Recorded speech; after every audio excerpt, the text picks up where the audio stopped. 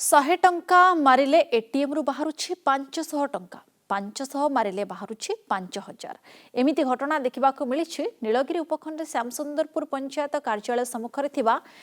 Hitachi ATM रे सकाळे machine मालिक वेणुधर पृष्टि 2 लाख रु ऊर्ध्व टंका एटीएम रे लोड करि जिबा परे मालिकंक बंधु टंका उठाइबा बेले याकू देखिबा को पाइथिले एने से वेणुधर को खबर देइथिले वेणुधर एटीएम रे पहुंची एथिरे यांत्रिक त्रुटि थिबा जानिबा को पाइथिले तेणु जे माने टंका उठाइछन्ते सेमानकर प्राप्य रखि बाकी टंका फेराइबा को अनुरोध करिछन्ते से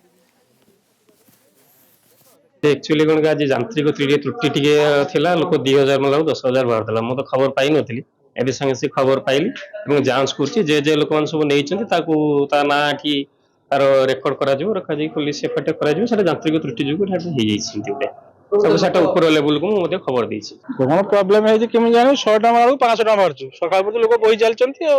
2000 वाला 10000 मारछु 100 टका वाला 500 टका मारछु से कैमरा चेक कर चलछि और काली की पुलिस स्टेशन केस करियो केस कला पर जा मारियो रिपोर्ट तार जा सर्वे रिपोर्ट जा भारियो बैंक वाला पर तार जा पोजीशन नेबे।